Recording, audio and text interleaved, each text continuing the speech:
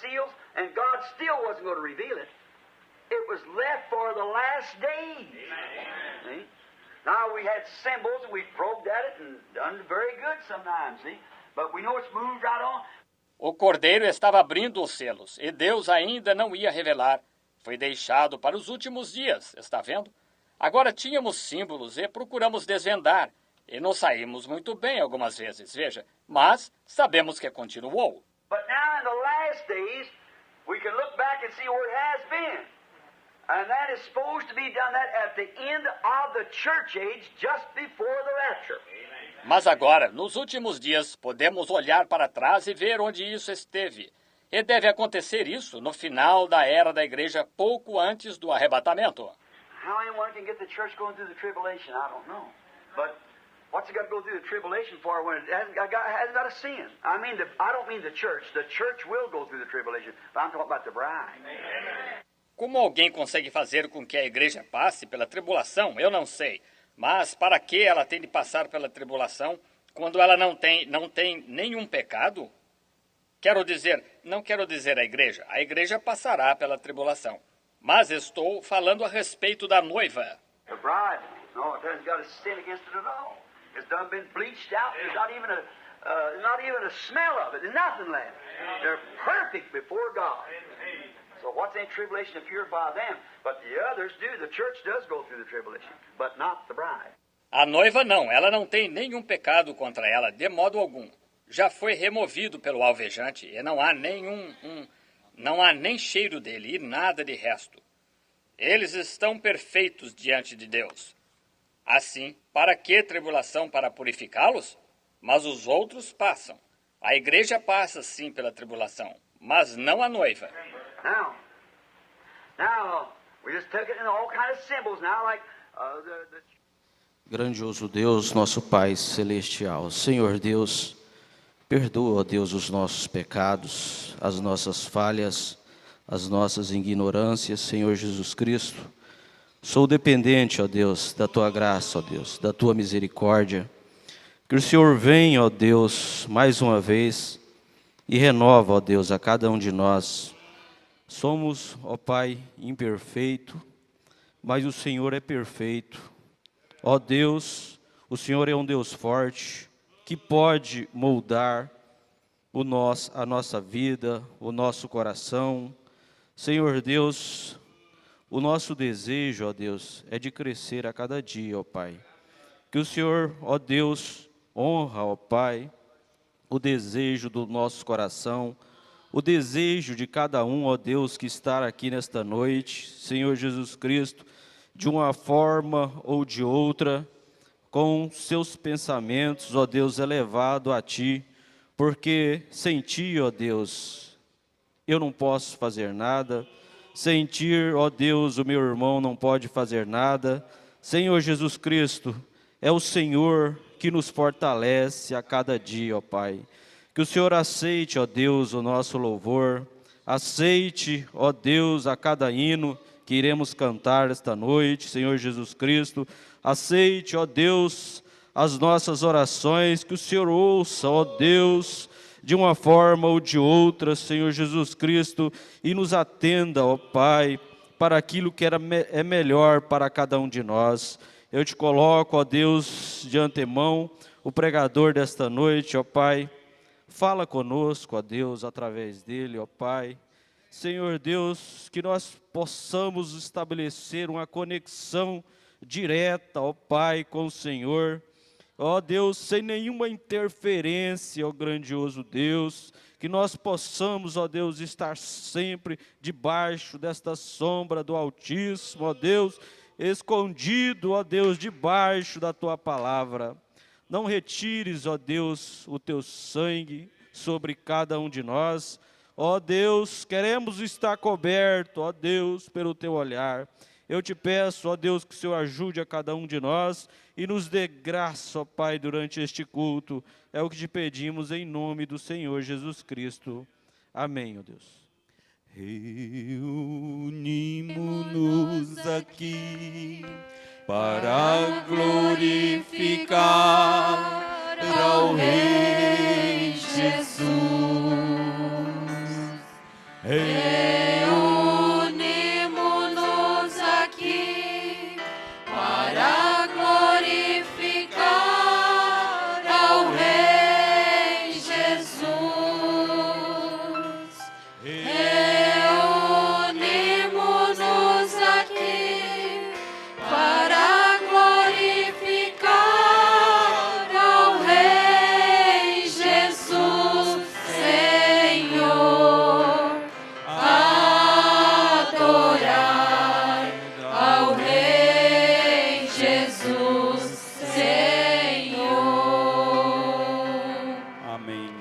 Graças a Deus.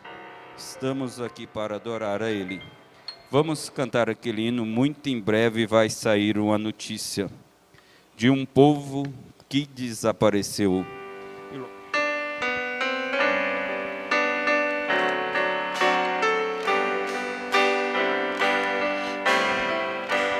Muito em breve vai sair uma notícia de um povo que desapareceu. Era um povo muito humilde que aqui muito sofreu. Aquele povo era o povo de Deus. Onde está aquele povo revelado? Onde está que não se vê nenhum irmão? Alguém com voz de lamento vai dizer neste momento: aquele povo foi embora pra Sião. Onde está a juventude dessa igreja e as irmãs do círculo de oração que a Deus tanto clamavam e as crianças que cantavam? Elas também foram embora pra Sião. Onde está aquele povo revelado? Onde está que não se vê nenhum irmão? Alguém com voz de lamento vai dizer neste momento: aquele povo foi embora pra Sião.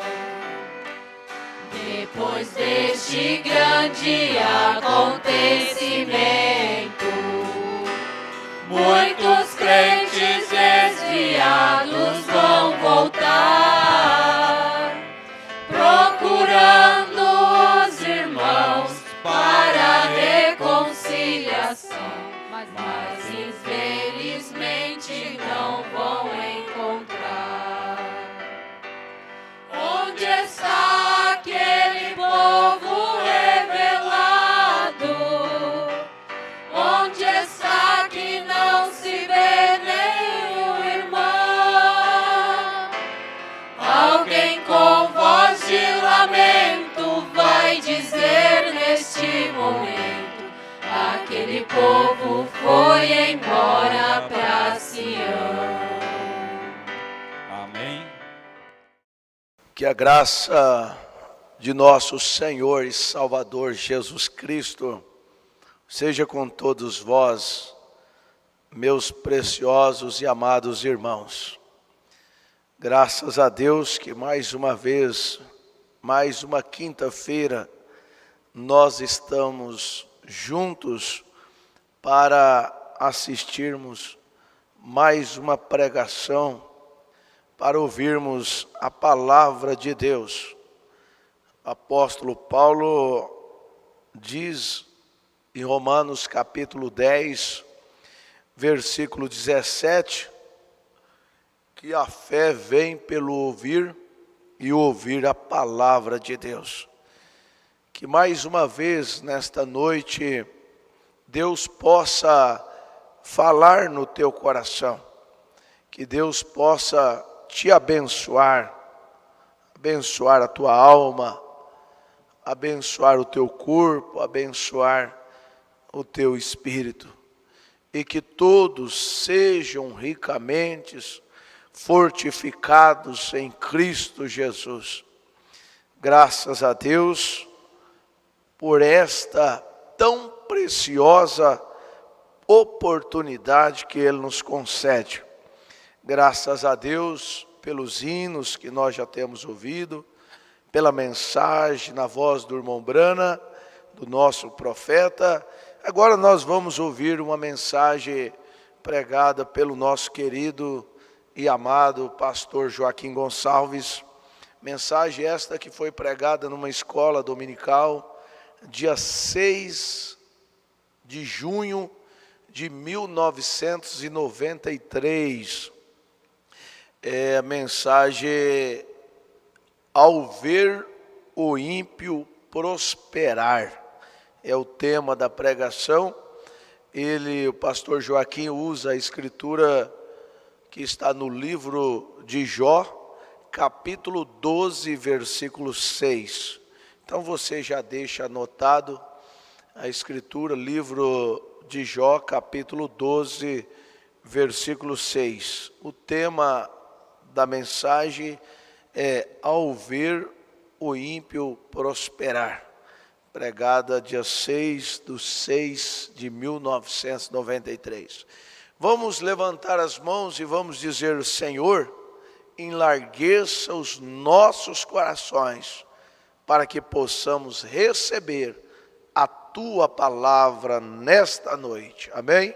Compartilhe este link, compartilhe esta programação, conforme vocês já têm feito, conforme vocês sabem fazer, né? Que Deus possa continuar abençoando. Vamos ouvir: somente crer, tudo é possível, tudo é possível. Glória a Deus.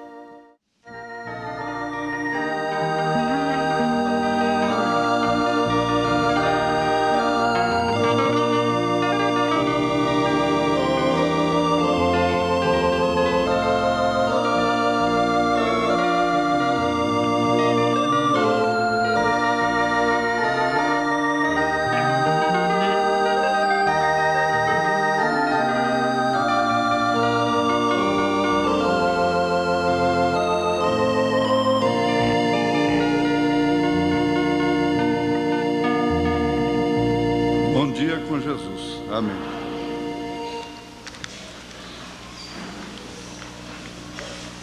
Uma pergunta. Eu conheço a palavra, creio nela e creio no profeta desta era, mas, no entanto, continuo nas coisas do mundo, adormecida no pecado. Por quê? Porque, mesmo sabendo da verdade e crendo nela, eu ainda não sou uma cristã.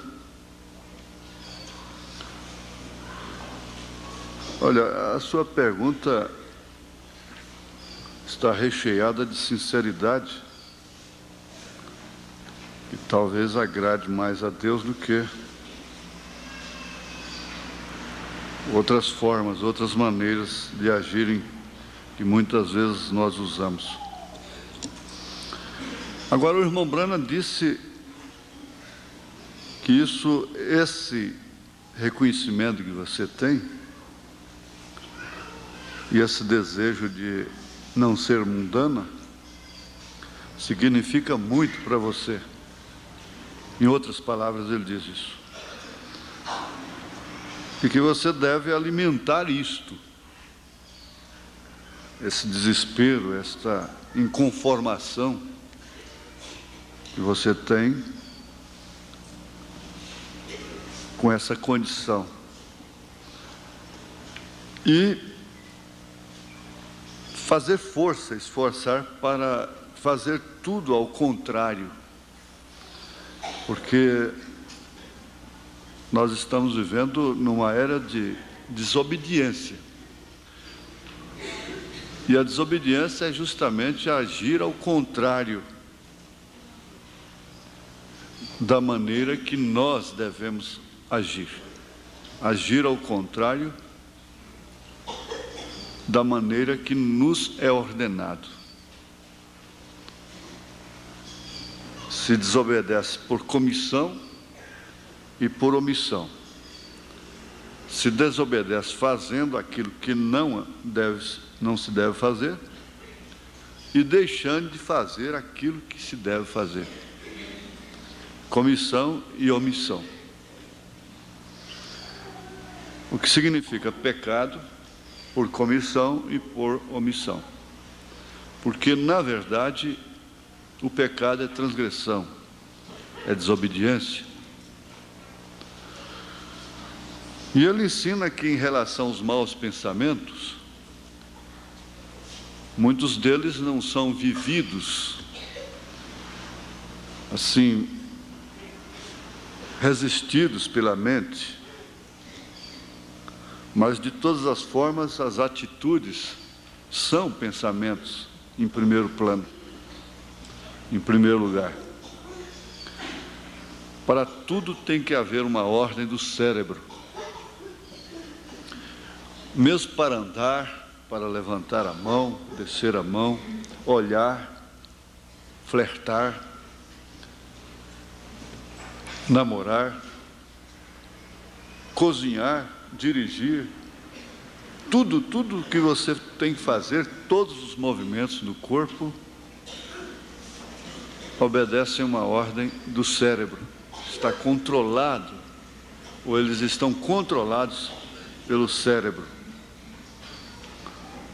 Parece que a vontade, ela é gerada através da mente, do cérebro. E muitas coisas nós fazemos sem nem precisar de pensar, de uma maneira que nós possamos lutar, relutar antes. Mas se faz automaticamente. É claro que aquilo é um fruto da mente.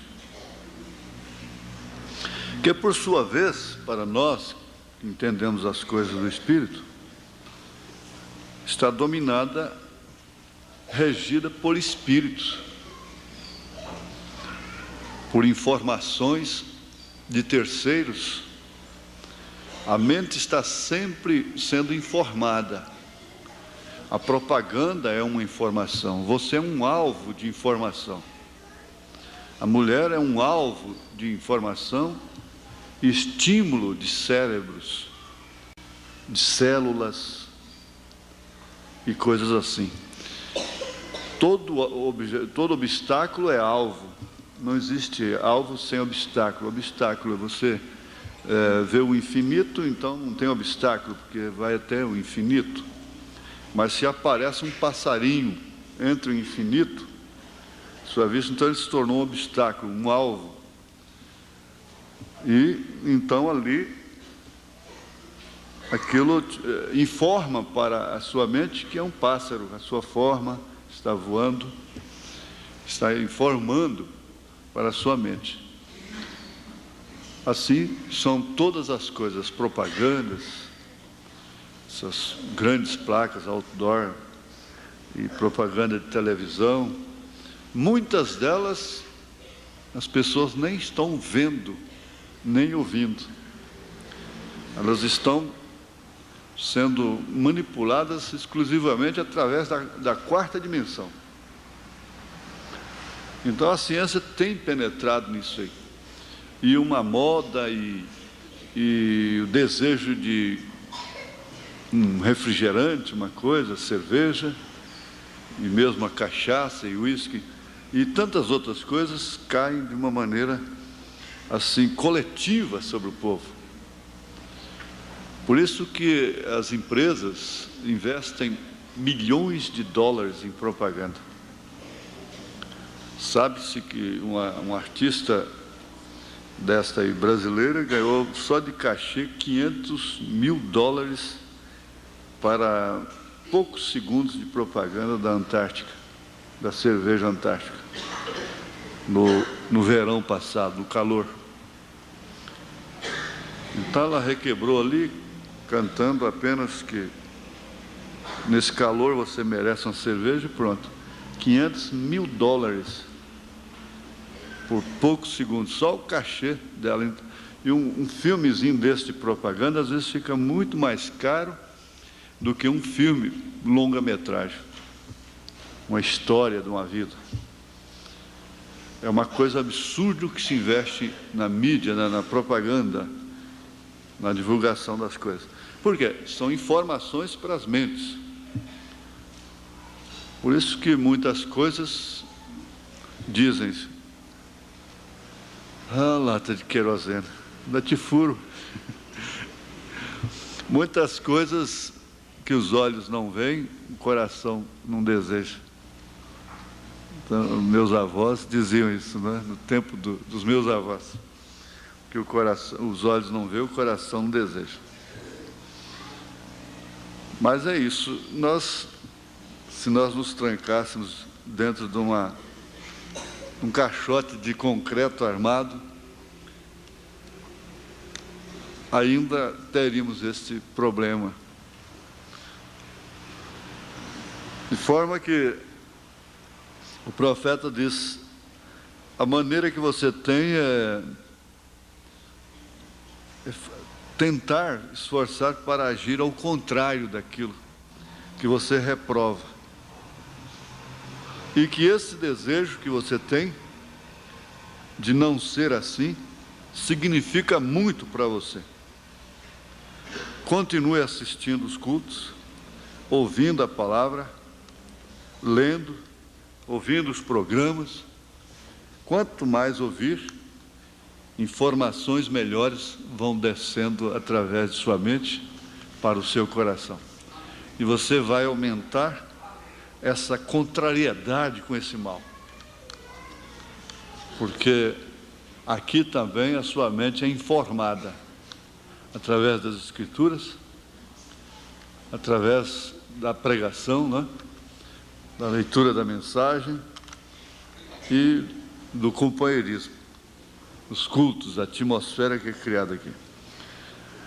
É bem assim, na luta, insistindo, então um irmão vem e diz, olha, há muitos dias que um espírito me acompanhava e me perseguia dia e noite. Veja como ajuda a resposta para a sua pergunta. Perseguia dia e noite, mas domingo passado, quando o Senhor chamou à frente quem queria se libertar de espíritos malignos, eu fui e recebi a libertação. Desde então, aquele espírito não mais me perturbou. Regue, então, umedeça bem a sua vida, não é? A casa fica limpa e adornada. Então, ocupe esse lugar aí com alguma coisa que não fique acessível, né, para esse espírito. Quando você é libertado de um espírito, você deve ocupar aquele lugar ali com alguma coisa boa na palavra, com escritura, através da qual você sempre vai resistir qualquer tentativa desse espírito. Então, esse testemunho ajudou, enriqueceu a resposta aí da sua pergunta, irmã. Vamos ficar de pé, irmãos.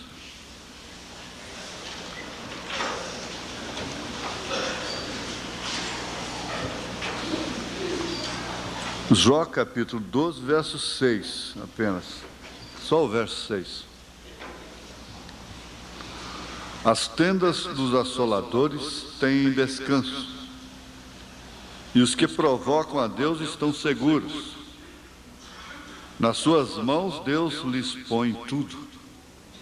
Vejam, as tendas dos assoladores têm descanso, e os que provocam a Deus estão seguros. Nas suas mãos Deus lhes põe tudo. Deus põe tudo nas mãos daqueles que o provocam. Senhor Deus, nós estamos aqui na hora da contradição, na hora da dificuldade, na hora do choque mortal que tem assolado a humanidade. Isso tem lastrado por todas as nações. Todo o povo se choca e encontra-se em traumas de espírito.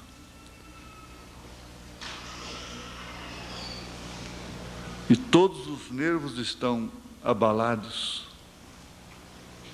Não há nenhum ser humano vivendo uma vida normal, como se deveria viver mais. A despeito da ciência, ter se multiplicado. Os recursos, os confortos, os carros modernos, os fogões, as geladeiras, e tudo que hoje causa conforto, tem simplesmente aumentado o trauma, a inconformação, a insatisfação. Tudo isso tem aumentado os desgostos. Há muitas preocupações, a prosperidade está deixando as pessoas solícitas, em angústia, com os nervos abalados, estressadas, angustiadas. Por outro lado, Senhor, temos aqueles que não prosperam, estão na revolta, na incompreensão, na insatisfação, na necessidade. O Senhor, ó Deus, sabe tudo melhor do que nós. Não tem ninguém melhor condição do que esta pessoa que fez essa pergunta aqui, insatisfeita com o pecado. Essa é a condição geral. Nós te pedimos, ó Deus, que Tu venhas alicerçar a cada um. Já que nós estamos vivendo a era da teimosia, nós queremos ser teimosos também. Daqui eu não saio, pronto. Se tiver que morrer, eu morro aqui. Em nome de Jesus Cristo, pelo Teu poder, nós te suplicamos que nós sejamos teimosos também. Em nome de Jesus. Amém. Assentai-vos. Aleluia. É a era da teimosia. Não adianta, você pode passar um filme mostrando para aquela moça como vai ser aquele casamento. Ela casa-se mesmo. Pode passar um filme mostrando para aquele rapaz como que vai ser o seu casamento. Ele casa-se mesmo. E pode avisar o homem do acidente, avisa o homem sobre o alimento envenenado, sobre a água suja. Não adianta, a teimosia é assim.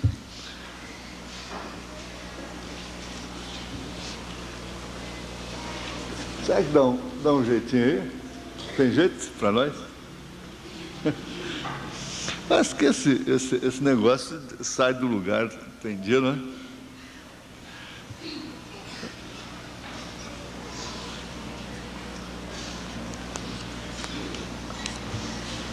Vamos lembrar agora. Vamos lembrar do que foi posto domingo passado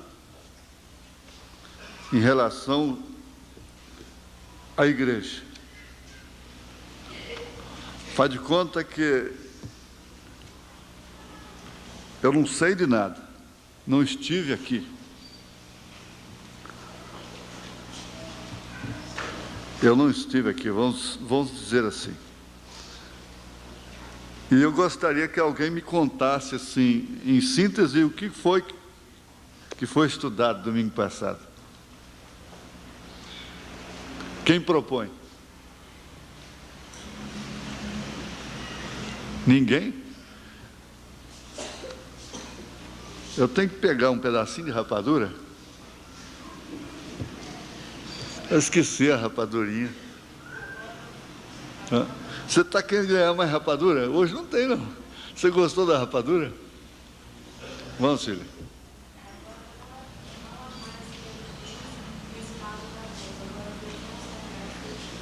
Muito bem, muito bem. Ela está profundamente interessada no caso. Agora, veja, agora já não há querubins com espadas inflamadas para guardar a árvore da vida. E quem que guarda a igreja? Hã? O Espírito Santo, Deus, né? Deus agora não se aparta do meio da igreja, como ele apartou-se do Éden. Oh, não. Ele estará no meio de sua igreja até a era final. E até aquele tempo ele chama todos. Agora tem uma coisinha aí antes. Não tem não? O que tinha acontecido realmente? Vamos ver se outra moça tem guardado também. O que havia acontecido lá no Éden e que aconteceu com a igreja na primeira era? Isso, inclusive, foi lembrado pela irmã domingo passado. Ela caiu. Pois é, mas propriamente o termo usado pelo profeta, como é que foi? Como? Está bem. O diabo se apossou de Eva antes de Adão, né? Possuí-la. Inclusive saiu no rádio essa semana. E com a igreja aconteceu a mesma coisa. Agora, veja, o termo usado pelo irmão Brana foi esse: a morte havia entrado. Quer dizer que então nós temos uma síntese, porque na verdade a escola é para isso. A escola não é para sermão propriamente. A escola é para estudar mesmo assim, coisas que você vai batendo o cravo, vai anotando, porque isso é segurança para vós, disse São Paulo. Então a morte havia entrado. Isso quer dizer que nenhuma das eras da igreja de Nosso Senhor Jesus Cristo ficou livre, completamente livre do joio. Agora nós vamos entrar na parte do joio. Não tem como. A parábola de Jesus Cristo enquadra todas as parábolas. Elas são interpretadas nos selos. E é mais uma parábola que o próprio Senhor Jesus Cristo interpretou. Foi Ele próprio. Que o joio que semeou foi o diabo mesmo. E o joio começou lá no Éden. Foi Caim. Foi a semente semeada no ventre de Eva. Não teria havido crime, homicídio, se não fosse assim. Não tinha como uma semente original, da criação original de Deus, semear um homicida. Então, o primeiro ato de adultério, de prostituição, foi a mulher que nunca tinha visto televisão, nunca tinha ido em praia, nunca tinha ido em salão de beleza, nunca tinha ido em lugar nenhum desses lugares.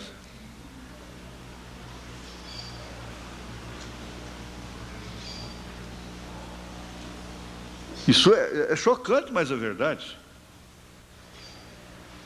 É que, às vezes, as mulheres são dotadas de tanta coragem, de tanta emancipação, que você encontra 11 horas da noite uma garota de 15, 14 anos com um livrinho, um caderno, uns cadernos assim, ó, tranquila, passa no escuro, dobra esquina, vira esquina.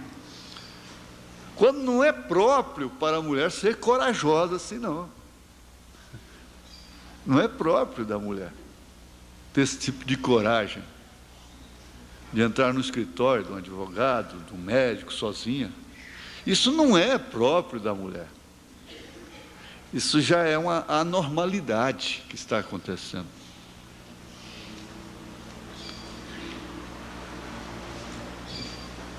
perdendo o senso do perigo. Agora, Eva podia andar por ali, não se sabe quanto tempo gastou para aquilo acontecer. Se foi 1000 anos, 2000 anos, 3000 anos, e que ela dava suas voltinhas e começou a admirar aquele animal mais bonito, mais astuto que havia entre todas as alimarias, porque a questão é a atração, tem que ser a coisa que atrai. O casamento é por atração, atração física, financeira e assim por diante. Então tem que haver atração. Aí que o irmão Brana pregou, qual é a atração da montanha? Então, justamente aí que ela caiu lá no princípiozinho, porque se não houvesse queda no princípio, não tinha. Você já entendeu, por isso que o início da coisa determina tudo. Nós estudamos aqui como você vai começar um estabelecimento, um comércio, um negócio, o seu próprio trabalho. Você deve iniciar aquilo de uma maneira honesta, limpa, porque Jesus só vai aperfeiçoar aquilo que Ele começou. O ministério deve ser começado de uma maneira limpa, porque Ele só vai aperfeiçoar aquilo que Ele começa. E o começo da coisa determina. Nós ouvimos aqui sexta-feira, não é? O princípio determina. Você principia uma viagem aqui para Brasília pela BR-153, direção de Brasília. Se você se dirigir para São Paulo, então você nunca vai sair em Brasília. Por quê? Você começou para cá e não para lá. Você entrou, iniciou. E foi assim que a coisa aconteceu. E foi dessa forma que aconteceu na primeira era da igreja. Por isso ele disse, na primeira era da igreja, já era uma mulher caída. Se tratando de grupos, é um grande desafio. Qual é a igreja? Qual é o grupo? Por isso que eu digo, você não vem ser batizado em nome do Senhor Jesus Cristo, não venha congregar aqui simplesmente porque você vê erros na sua igreja. Quantas pessoas que eu já encontrei, é porque lá na minha igreja os diáconos estão assim, o pastor está assim, e as mulheres estão assim, e os homens estão assim. Eu falei, olha, se é por causa disso, você não deve vir para cá. Isso, você está saindo de um grupo e entrando no outro, que é composto de carne e ossos, do mesmo jeitinho. Agora, se é por revelação, aí é diferente. Pela revelação. Agora, aí se torna tudo diferente. Forma um grupo aqui, forma outro lá, quer dizer que aquele outro grupo ali não tem erro, não tem defeito. Esse aqui tem, mas lá não. Lá já está tudo no arrebatamento, já está tudo no milênio. Então, por isso o profeta disse que não agrupe, porque os grupos da mensagem são piores do que os denominacionais. Ele disse, quem disse foi o irmão Brana, eles são mais selvagens, mais malvados, mais maledicentes, mais ferinos do que os próprios católicos, os denominacionais. Mas vamos aqui. Esse princípio é que determinou a coisa. Então a igreja, o trigo está no meio do joio, e o joio está no meio do trigo.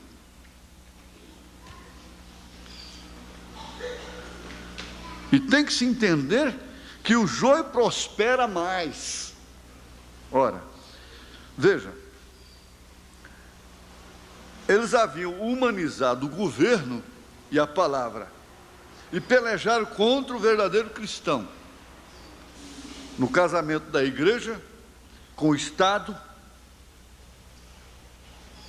é o grande mal. Eu estava pensando essa manhã, meditando, sobre uma mensagem para o rádio, em relação à igreja, a função da igreja. A igreja se tornou num sal insípido. Então, adiantando um pouco, eu diria, ora, você não pode adoçar com sal. Não tem como. Você não pode amargar uma comida com sal. Não pode adoçar nada com sal. Então a função do sal é salgar. Mas a igreja, ela quer adoçar, ela quer amargar, ela quer ser tudo. Ela quer ser abacaxi, manga, laranja, banana, ameixa, carne, feijão, arroz, galinha. A igreja tem que ser tudo. Irmão Brando disse, a igreja não foi posta na terra para fazer serviço social. Escolas, hospitais, essas coisas, tudo isso é coisa do governo. A igreja foi posta na terra para ser sal, somente sal. Ela não tem que ser sal e açúcar ao mesmo tempo. E o sal, se ele não estiver insípido, você sabe o que ele faz, ele salga. E se tem corte, ele arde. A pessoa não quer sal na ferida. A igreja é isso, ela é sal. Vós sois o sal da terra. E se o sal se tornar insípido, não serve para nada mais do que ser pisado pelos homens. A igreja está pisada.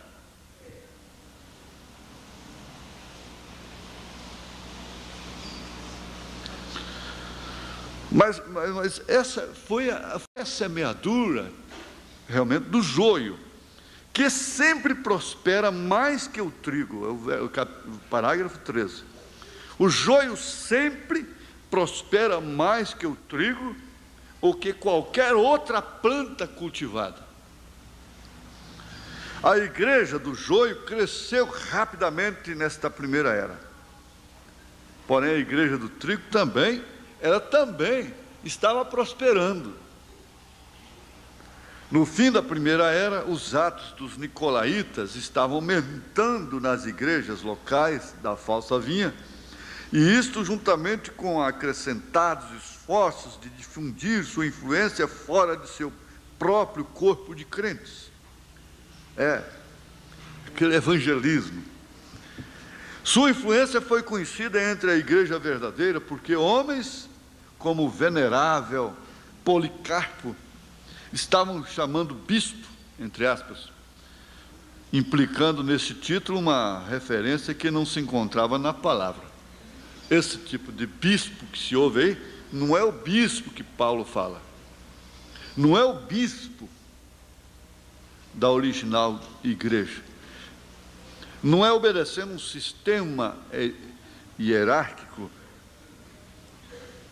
da igreja mundana. Não. Ele era um pastor.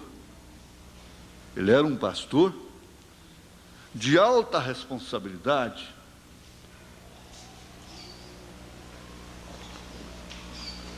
Ele era um pastor que podia orientar, instruir, podia ajudar os mais novos. Era isso que ele fazia. Também nessa era a igreja havia perdido seu primeiro amor. Aquele amor foi tipificado com amor entre esposo e esposa no tempo do matrimônio e no tempo dos primeiros anos de sua vida conjugal. Primeiros anos da vida conjugal é um tipo de amor. Depois é outro. Houve um esfriamento daquele amor e abandono completo para Deus.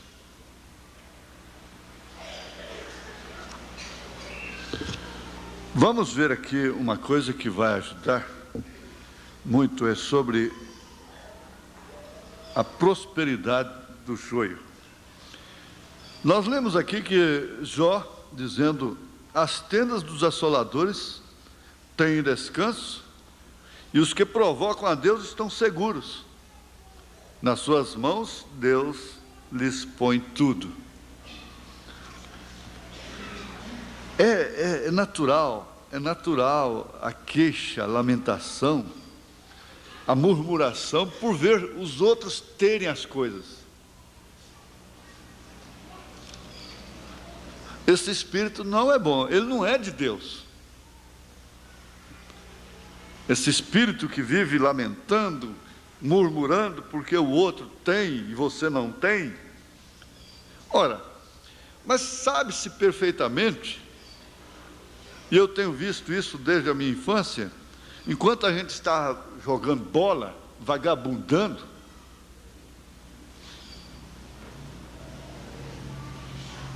eu conheço, tinha primo que estava agarrado com os livros, estudando, pobre, ficava sem comer para ler e estudava de noite, enquanto a gente estava para o cinema, ele estava estudando. Ora, é claro, esse rapaz tinha que prosperar.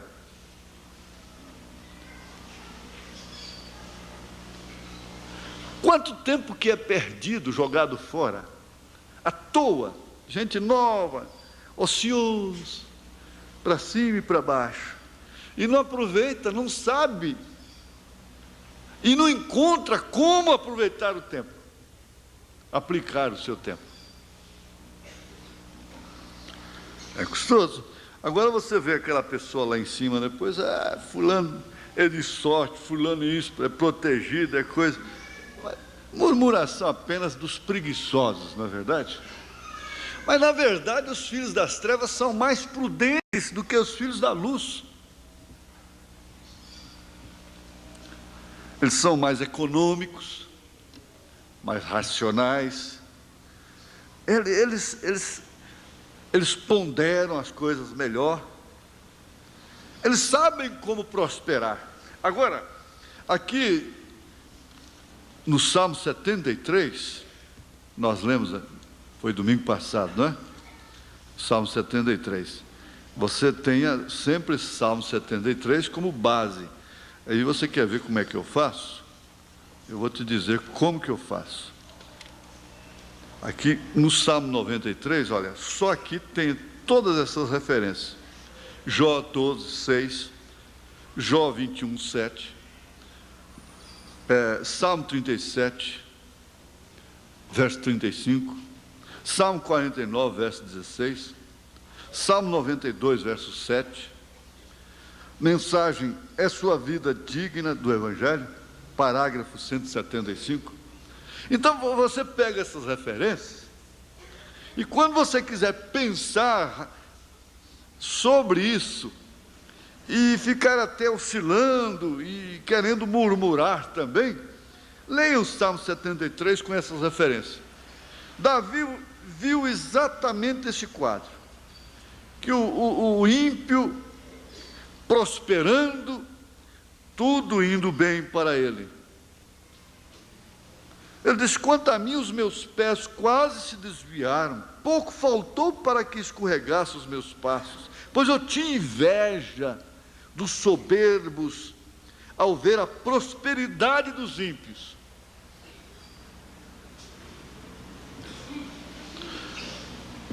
Jesus disse, o que aproveita o homem ganhar o mundo inteiro, se vier perder a sua alma. E ele disse que a era que nós estamos vivendo é morna, porém, ela é abastada, ela se diz rica, abastada. Agora, isso não quer dizer somente no sentido material. Vocês têm que saber que o conhecimento tem aumentado demais. O conhecimento que a serpente deu para Eva, de forma que discutir as Escrituras não é para qualquer um. Isso em todas as alas, todas elas têm aprofundado de uma maneira científica nas Escrituras. Os espíritas são fortes nisto. E eles têm a mente satânica da serpente. E eles podem mostrar a reencarnação dentro da Bíblia, à sua maneira diabólica. E aprofunda evangelhos científicos.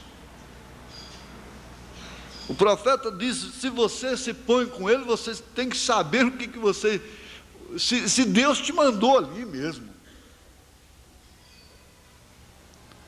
E ele chegou a estar dentro de uma sessão espírita, que a mesa flutuava.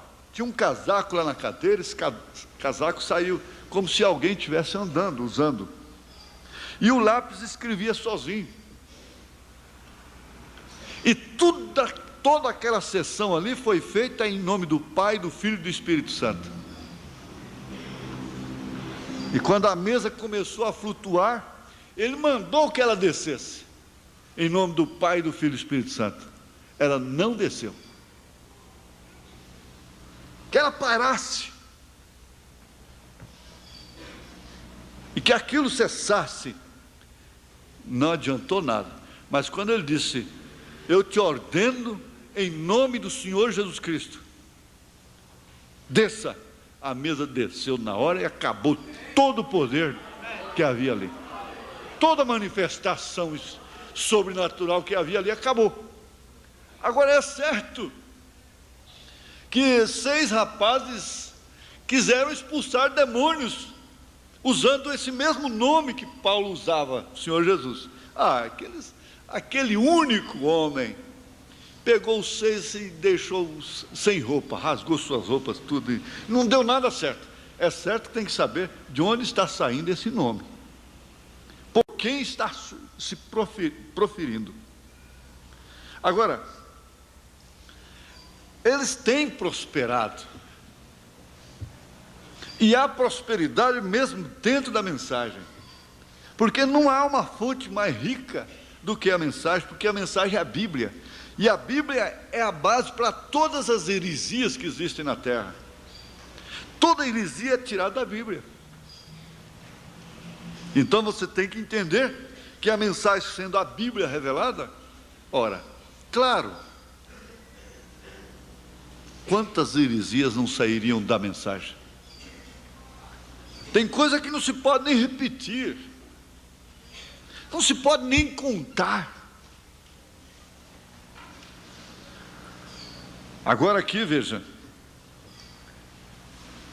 no Salmo 37,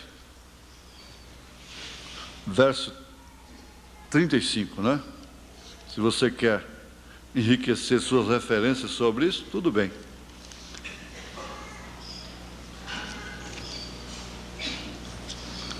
Vi o ímpio com grande poder espalhar-se como uma árvore verde na terra natal. Como cajuzeiro lá no Nordeste. Caju lá é nativo, né? Eu ia contar uma historinha aqui sobre o caju, mas vamos deixar para outra ocasião. Viu o ímpio com grande poder espalhar-se como uma árvore verde na terra natal.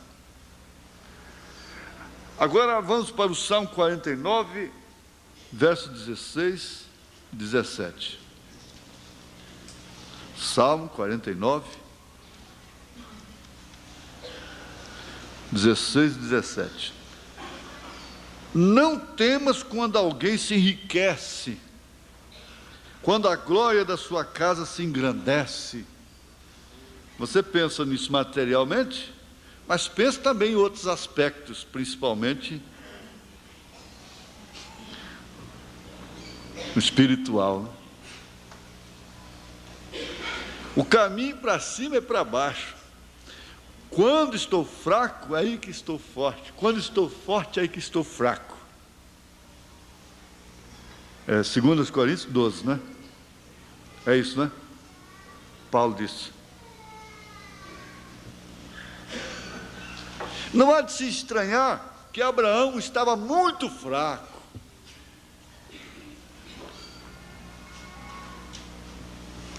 Sem nenhuma condição. a cada dia que passava, quando Deus veio a ele e lhe fez a promessa. E o profeta diz: ainda passaram 25 anos. E cada dia que passava ele ficava mais sem possibilidade.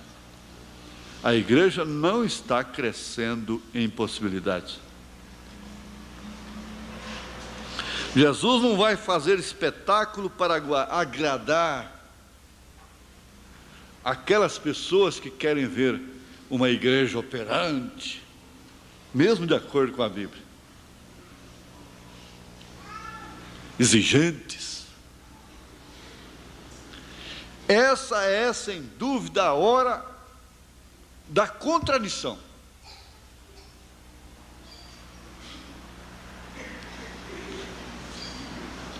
Eu disse isso aqui quarta-feira em relação à morte daquela irmã, que morreu de repente. Isso quer dizer, nós estamos vivendo a hora da contradição, que Maria viveu, quando o anjo disse que o seu filho seria forte, assentar-se-ia no trono de Davi.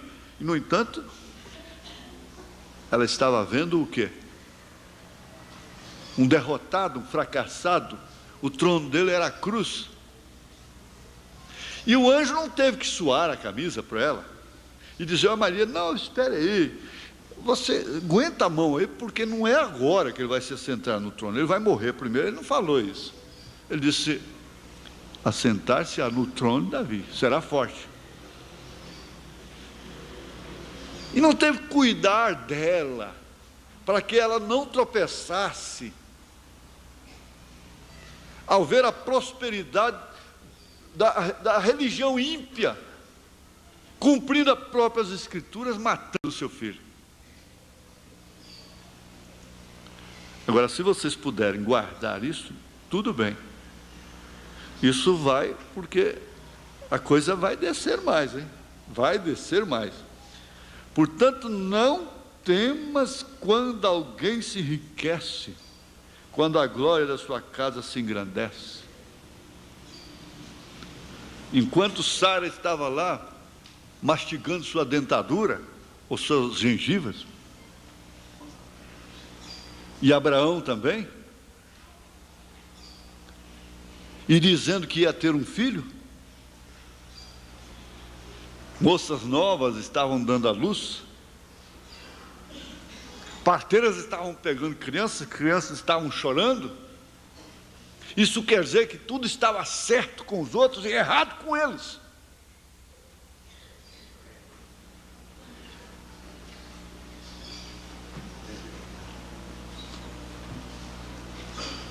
Para quê? Por quê? Para que inventar isso? Já que não tem mais condição, para quê? Para quê? Nós podíamos estar aí com um grande movimento. Eu já desafiei meus inimigos. Disse: olha, gente, eu não estava arranjando emprego, precisando de dízimos e de pessoas para tratarem de mim, me dar roupa, quando eu aceitei a mensagem. Eu estava na carreira da fama. Eu estava sendo procurado, eu já tinha que correr do povo, eu já tinha que me esconder certas horas. Eu não estava aí. Por isso, vocês não vão me encontrar ali de casa em casa, e visitando um aqui, fazendo um grupinho lá na ponta da rua, e recebendo favores de pessoas particulares, não. Vocês não vão me encontrar desse jeito. Eu disse para um aqui no pátio: eu preferia vender banana na feira do que eu ter um ministério igual ao seu, só de viver farejando.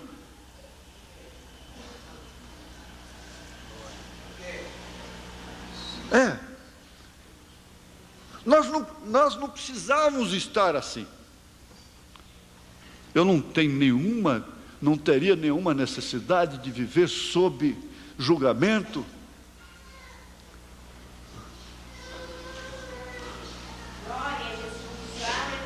Podia estar muito bem lá fora, nós podíamos estar, como todos os pastores desse companheirismo, os moços de valor aí, pastor Adil, pastor Weber, pastor Vanderlei, pastor Mauro, e essa relação toda que não dá para citar todo mundo. Porque o que esses missionários dão para o povo é muito fraco. O povo é fácil demais de ser enganado. E nós, falando do companheirismo, nós temos muito mais do que eles. Nesse sentido, é verdade. Como Paulo tinha muito mais. Pedro tinha muito mais quando disse: eu não tenho ouro e nem prata, mas aquilo que eu tenho, isso te dou. Em nome de Jesus Cristo, levanta e anda. Então ele tinha mais do que ouro. Ele tinha mais do que prata. Isso é verdade? Então, enquanto moças estavam dando à luz e apresentando seus filhos, dedicando-os, Abraão estava lá mastigando sua gengiva mais a Sara, dizendo: eu vou ter um filho também. Eu nunca tive, mas ainda vou ter. E aí, ainda vou ter, Senhor, você vai ver. A velhinha ficou doida. Mas eu escutei Eloí falando com meu marido. Não temas quando alguém se enriquece e que passa jactanciosamente na sua frente, quando a glória da sua casa se engrandece, porque quando morrer nada levará consigo, nem a sua glória o acompanhará.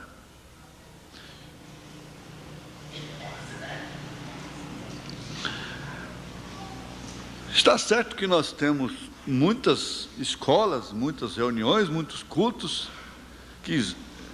mas de exortação, parece que nos põe no canto da parede, mas também tem que ter um que é alento, que é ânimo, que é rapadura, que é energia, não é verdade? Então, vamos ver ainda o Salmo 92, verso 7. 92, verso 7. Brotam os ímpios como a erva e florescem todos os que praticam iniquidade. Veja, brotam, mas para serem destruídos para sempre. Isso é certo. Então você vai sempre lembrar: não tenhas inveja do ímpio. Vamos lá para o livro de Jó, mais uma vez, capítulo 21. Capítulo 21.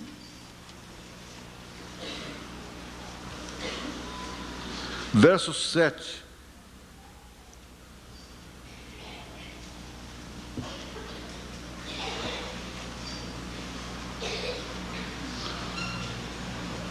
Por que razão vivem os ímpios, envelhecem e ainda se esforçam em poder?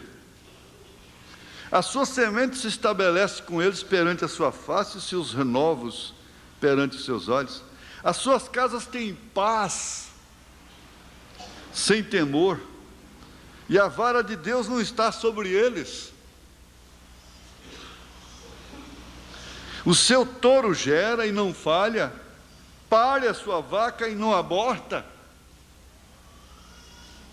Eu tinha uma terra lá embaixo, os irmãos disseram que era 6 meses era terra, 6 meses era água. Então, só tem. E eu lembro lá, que coisa, gente. O bezerro, o rapaz foi marcar o bezerro, queimou o quarto dele traseiro todo, até dá no osso lá, né, que luta. Depois meteu, não conformado, meteu a coisa no outro quarto, do outro lado, e queimou até lá dentro. Aí o pobrezinho ficou lá. Mas eu gemia com esse bezerro. Trouxe esse bezerro para cá. Fiz mamadeira para o bezerro. Comprei leite com peixinho dentro do irmão Marcos, né? Para dar para o bezerro. O pobre bezerro acabou a morrer. Tinha uma vaca lá que era uma beleza, chamada crioula. A crioula abortou 2 vezes.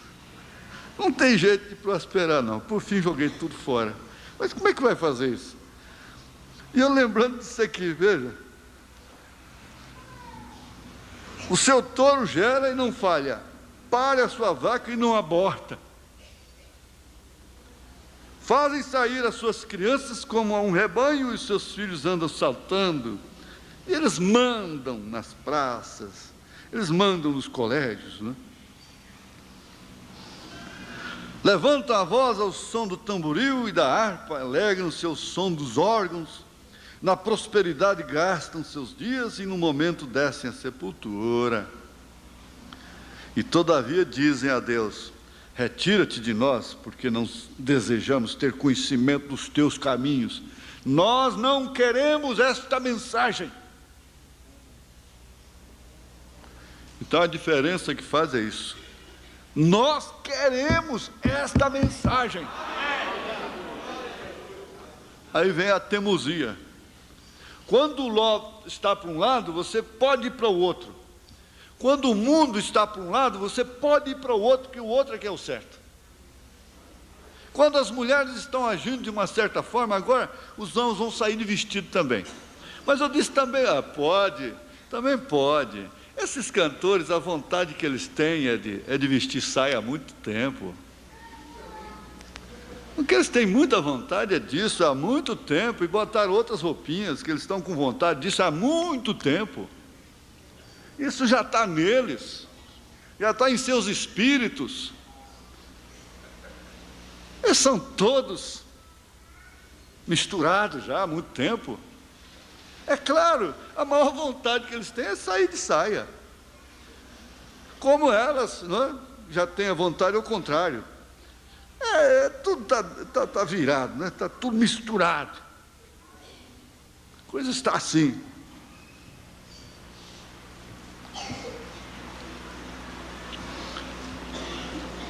Quem é o Todo-Poderoso para que nós o sirvamos? Não é assim que se pergunta com a vida, com as atitudes? E quem nos aproveitará que lhe façamos orações? Vede, porém, o que seu bem não está na mão deles. Esteja longe de mim o conselho dos ímpios.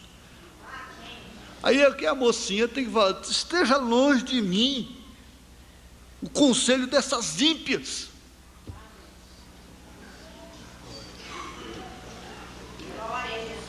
Quantas vezes sucede que se apaga a candeia dos ímpios e lhes sobrevenha a sua destruição? Dia a dia, e não se pode ver. E Deus, na sua ira, lhes reparte dores, porque são como a palha diante do vento e como a pragana que arrebata o redemoinho. Deus guarda a sua violência para seus filhos e lhe dá o pago para que o conheça. Seus olhos veem a sua ruína e ele bebe do furor do Todo-Poderoso. Porque que prazer teria na sua casa depois de si, cortando-se-lhe o número de seus meses? Porventura a Deus se ensinaria ciência? A ele que julga os excelsos? Um morre na força da sua plenitude, estando todo quieto e sossegado. Os seus baldes estão cheios de leite, e os seus ossos estão regados de tutanos. E outro morre, ao contrário, na amargura do seu coração, não havendo provado do bem. Juntamente jazem no pó, e os bichos os cobrem.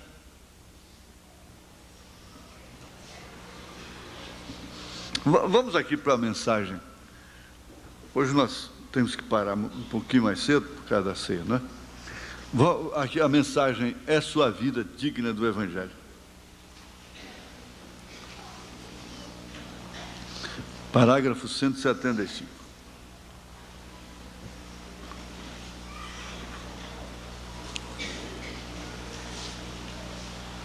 Não, isso aqui foi citado sexta-feira, eu citei isso aqui. Vamos começar aqui no 173.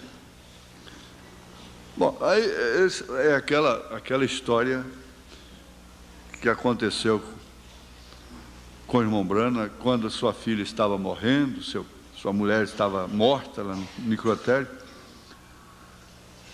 E Deus não quis falar com ele. Ele disse aqui no 171, e ele simplesmente desceu a cortina como se fosse para dizer: cala-te, não quero te ouvir de maneira alguma. É melhor você ficar calado. Não precisa nem ficar orando, não, eu não vou te responder. Ele nem mesmo falou comigo.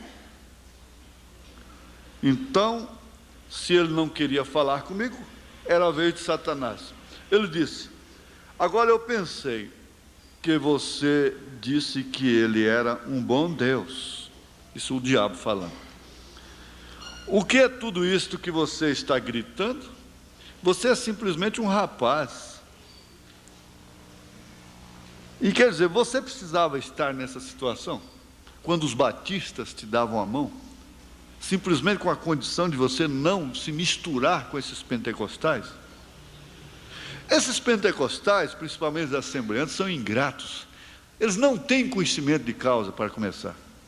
O tanto que o irmão Branham sofreu por causa dos pentecostais. Era para todo pentecostal no mundo ser agradecido, amar o irmão Branham. O tanto que esse homem sofreu por causa da Assembleia de Deus. E eles não medem, não têm temor de abrir a bocarra e blasfemar contra o profeta. Eles não sabem disso, na verdade. Que quem levantou a Assembleia de Deus nos Estados Unidos foi o irmão Branham. Ganhou 700 mil membros para ela lá.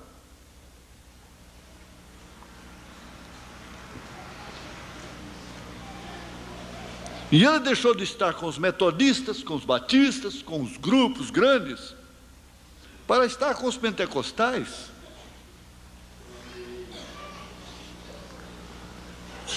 E essa desobediência que ele teve no início causou toda essa desgraça na sua vida. Então o diabo disse: você é simplesmente um rapaz, quer dizer, você é simplesmente uma jovem, vá no espelho e olha a sua aparência. Que coisa, que você está perdendo seu tempo. E ele usa aquela prima, aquela tia, aquela vizinha, aquela funcionária da loja, aquela colega, para dizer: ó, você está simplesmente perdendo seu tempo.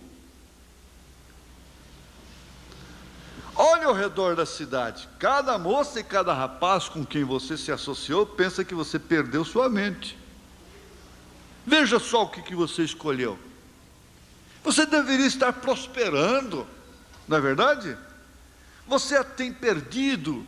Agora, ele não poderia me dizer que não havia nenhum Deus.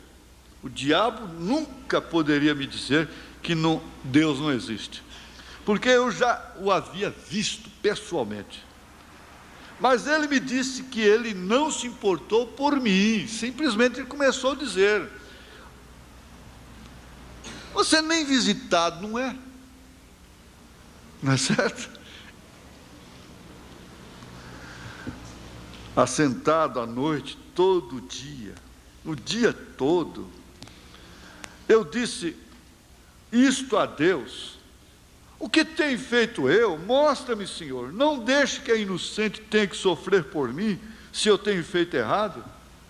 Eu não sabia que ele estava me provando, mas cada filho que vem para Deus tem que ser provado. Eu estou pensando, advertindo, vocês tomem cuidado. Cada pessoa, mesmo os que trabalham no ministério, vai ter uma fase difícil, de peso aqui dentro. Começa as coisas a dar tudo errado, tudo certo. E é preciso estar percebido para isso.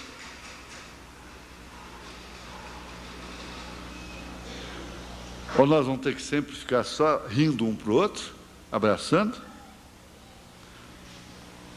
e tratar como... É como eu disse para aquela irmã, você...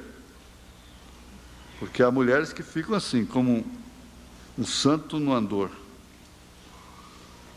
sendo carregado. Não é daqui, eu posso falar. Mas confia em mim, às vezes vem aqui no meu escritório, de longe, de outro estado. Disse: irmã, O seu marido está aí louco para você voltar para casa. Está certo. E a senhora está aí como um santo, uma santa, né? De barro no andor. Todo mundo tem que carregar. Agora só toma cuidado, que esse andor pode cair. Hein? Toma cuidado. Porque vai chegar a hora dele cair. E a senhora pode quebrar. E tem uma coisa. Há uma fase que a pessoa é adulada e fazem coisas que não deveriam fazer por elas. Porque Deus tem me mostrado isso. A gente faz muita coisa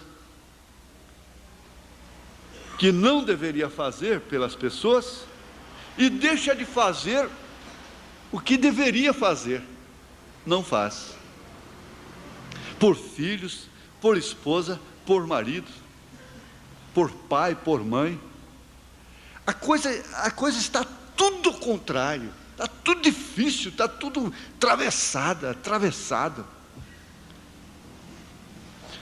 Eu disse outro dia no rádio, se a Bíblia dissesse, toda mulher deve cortar seu cabelo, pintar suas unhas, seus olhos, e dar exemplo, como Jezabel e coisa e tal, então as mulheres não cortariam o cabelo, não pintariam suas unhas, não pintariam seus olhos, porque a Bíblia mandava. A questão é desobedecer, é ser contrário. Se a Bíblia mandasse a mulher andar só de short, de sainha curta, mostrando os joelhos, ela queria vestir só lá embaixo. Saia comprida, ela poria combinação. É só a Bíblia. Se um pregador começar a inverter a Bíblia aí, dizer, irmãs, cortem seus cabelos, pintem suas unhas, pintem seus olhos, vistam roupas sumárias, etc. Aí ele vai ter uma igreja só de mulher de roupa comprida, cabelo comprido, sem pintura nenhuma.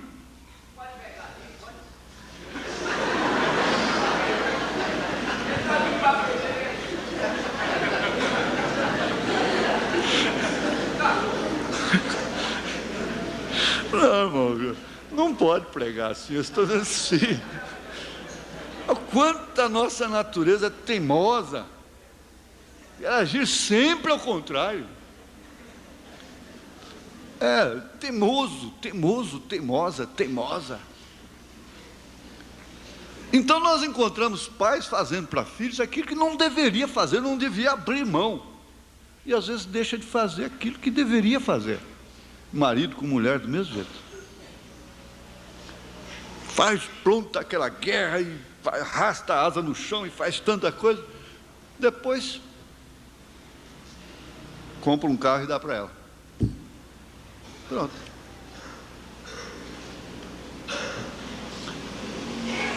É assim que é dessa maneira.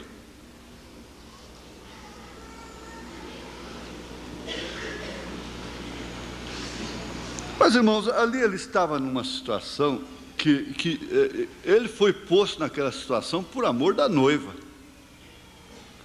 Às vezes, um líder é posto em situações difíceis por amor do povo. E às vezes o próprio povo fica censurando ele. E vai ver, ele está naquela condição por causa de você, por amor de você. Ele estava naquela condição por amor de toda a noiva.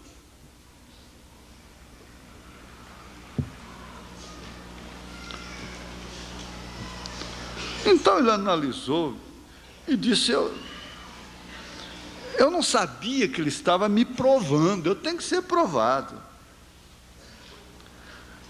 Mas cada filho que vem para Deus tem que ser provado. Tem que ser provado. Cada coisa que se alcança aqui na terra tem que ter um preço. Mas eles recebem as coisas de mão beijada, irmãos. A criança não tem que lavar uma vasilha.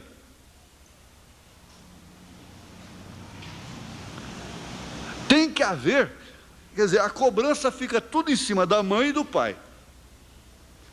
O pai, a coisa pior que existe é ser cobrado.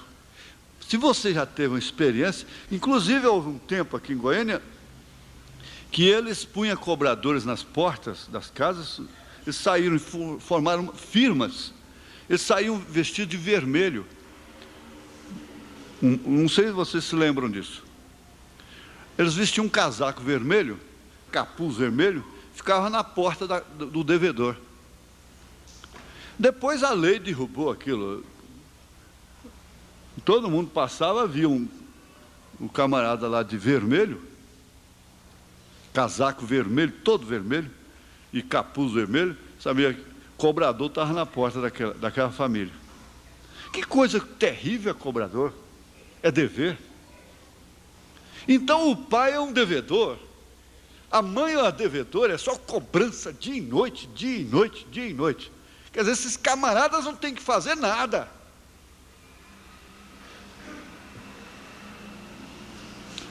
Desonra o nome do pai, desonra o nome da mãe, depois recebe o quê como recompensa?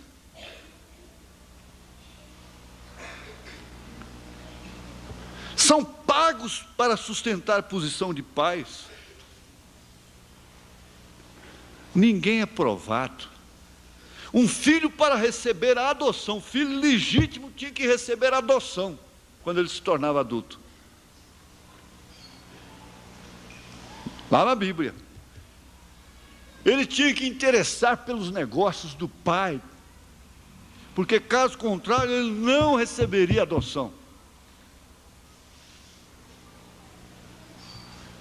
Ele tinha que ser provado como filho. Isso é proporcional, mas começa desde pequenininho. É tudo na mão. Quantas moças crescem, filhas, moças crescem sem saber cuidar de uma cozinha, não aprendem a lavar vasilha, cozinhar. Não tem casamento feliz com mulher que não sabe cozinhar, não, gente. Uma das maiores prendas que uma mulher pode carregar na vida é cozinhar, gostoso, faz atmosfera gostosa.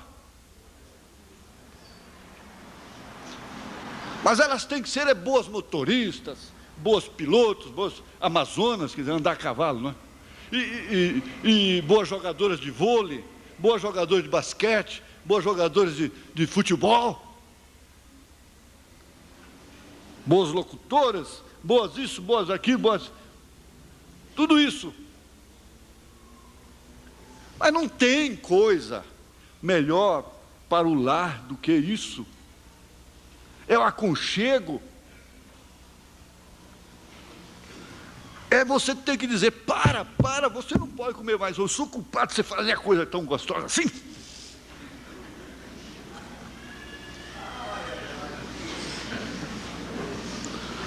Agora, tem paciência, aquele feijão nadando, parecendo piscina, aqueles caroços de feijão lá dentro d'água, aquele caldo que você... Não tem estômago que aguenta, aquele frango morto afogado.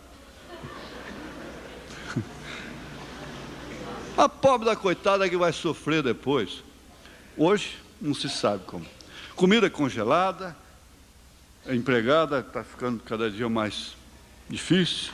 Não sei como é que vai ser. Vai ser tudo à base do comprimido. Tomou seu comprimido? É o almoço. Vai carregar o almoço no bolso. Vai ter que ser. Mas ninguém é provado, ninguém quer ser provado e por isso sofre demais. Por isso vai sofrer. E não quer ser provado.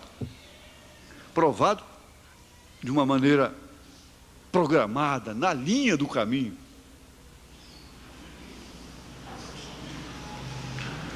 Eu disse, diga-me o que tem feito, senhor. Eu farei certo. O que tem feito é pregar o dia inteiro, e à noite, e toda a noite, e sempre dando minha vida constantemente. O que tenho feito eu? Satanás disse, isso é certo. Você tem dado sua vida.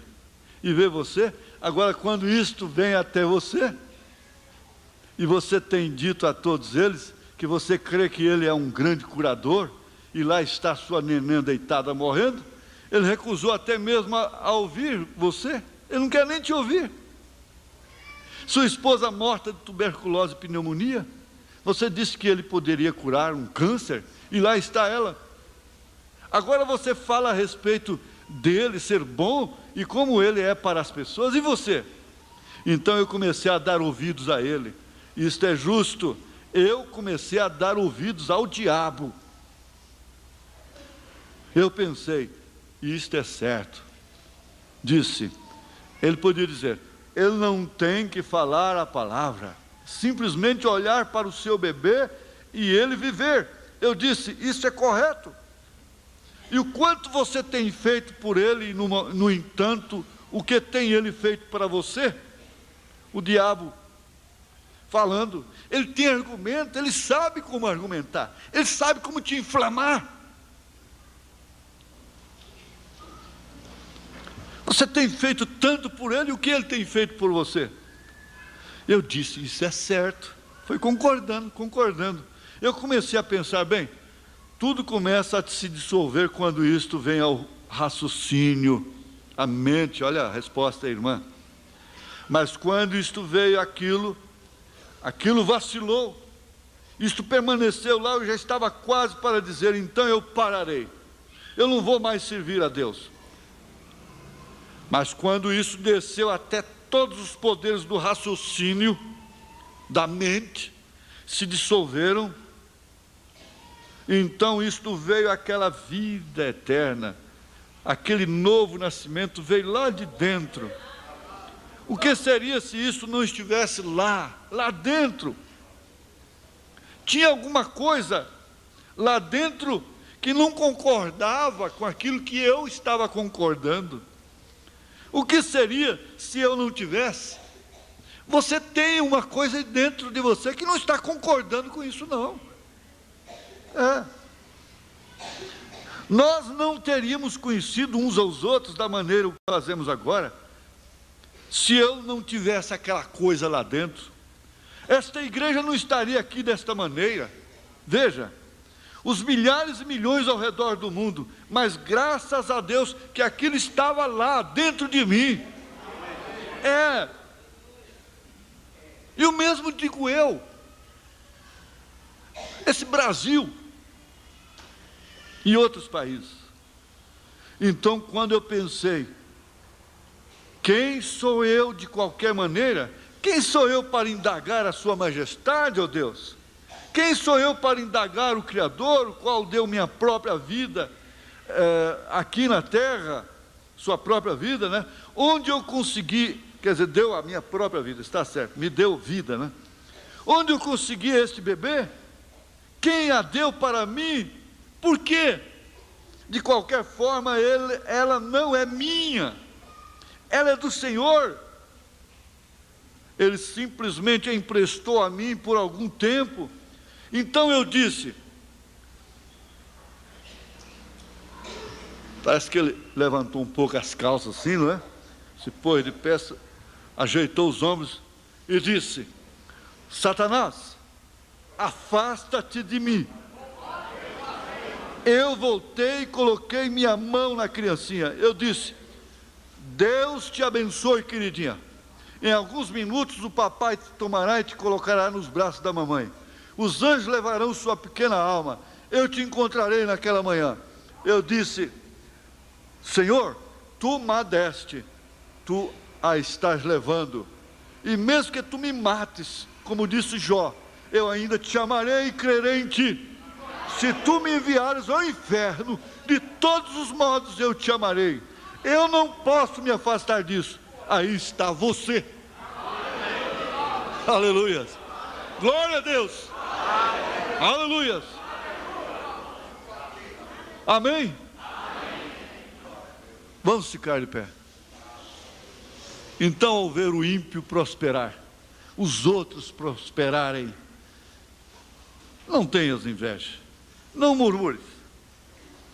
Não murmures. Eu vou pedir ao irmão Zeberto para fazer uma oração especial no encerramento dessa escola. Aleluia. Graças a Deus, meus preciosos irmãos. Assim nós chegamos ao final desta programação, com esta mensagem tão poderosa, esta mensagem tão maravilhosa, que eu creio que tem encontrado guarida em nossos corações.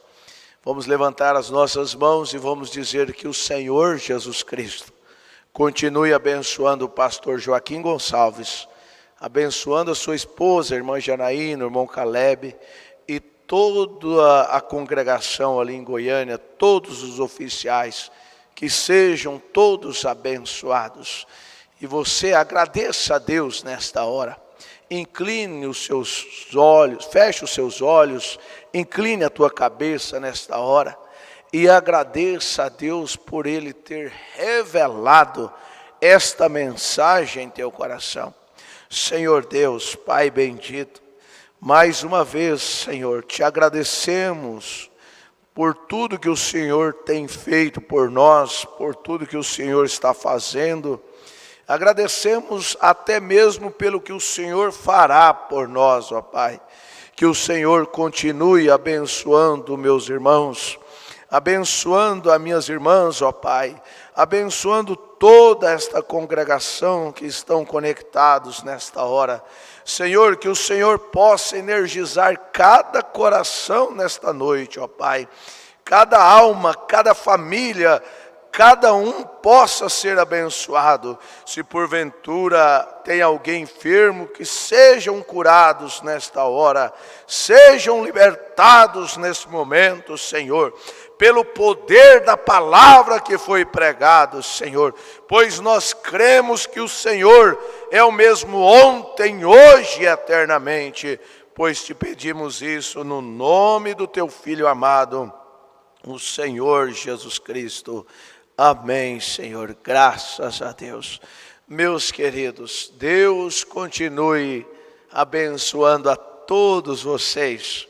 Deus continue dando graça, dando força, dando sabedoria, dando equilíbrio para todos continuar nesta marcha da vitória. Deus vos abençoe e se o Senhor nos permitir, com a fé no Filho de Deus, a fé que vence o mundo, na próxima quinta-feira, neste mesmo horário, a partir das 19h15, horário aqui do Mato Grosso, nós estaremos de volta com mais uma porção da palavra na voz do nosso querido pastor Joaquim Gonçalves. Estejam conectados conosco. Lembrando ainda das nossas programações, amanhã às 6 horas da manhã, nós temos aquela mensagem poderosa na voz do nosso profeta, começa a partir das 6 da manhã. E também às 9 horas da manhã, um momento devocional com Deus. Às 12h30, programa de rádio na voz do pastor Joaquim Gonçalves. E às 19 horas, a partir das 19 horas, nós já estaremos com as programações aqui no santuário. Você é o nosso convidado especial para estar aqui. Venham.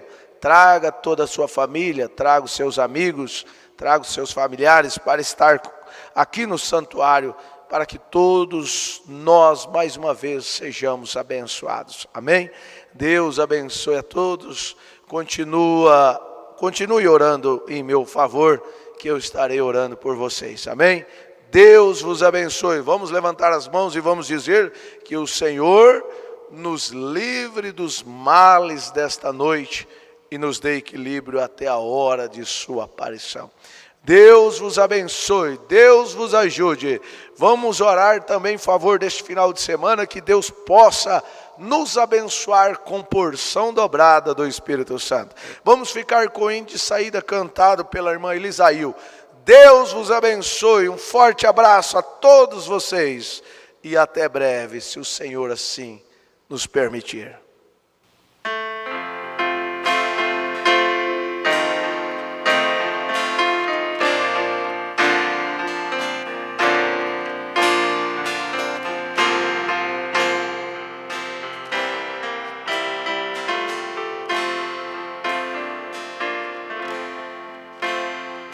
Trocaram Jesus por um homem, ladrão malfeitor. Gritaram bem alto, libertem, soltem Barrabás.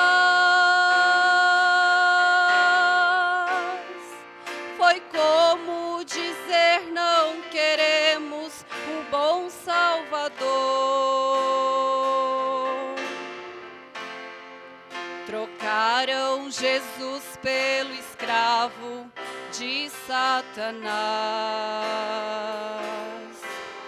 Mataram Jesus, mataram Jesus. Oh meu Jesus, sua morte pra mim é um mistério. Pessoas que morrem sem ti e desprezam sua morte. Trocam Jesus pelo mundo e seus prazeres.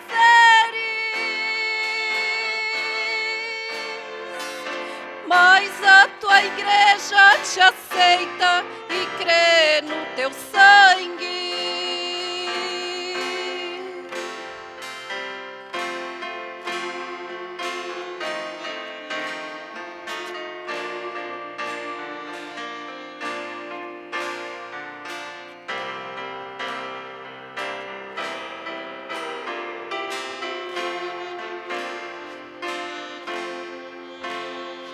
Tem gente que ainda chora a morte de Cristo e lembram das suas feridas como um pobre coitado. Mas ele sofreu e morreu para que fôssemos livres. Ressuscitou e no céu com seu Pai ele vive. Ressuscitou, ressuscitou.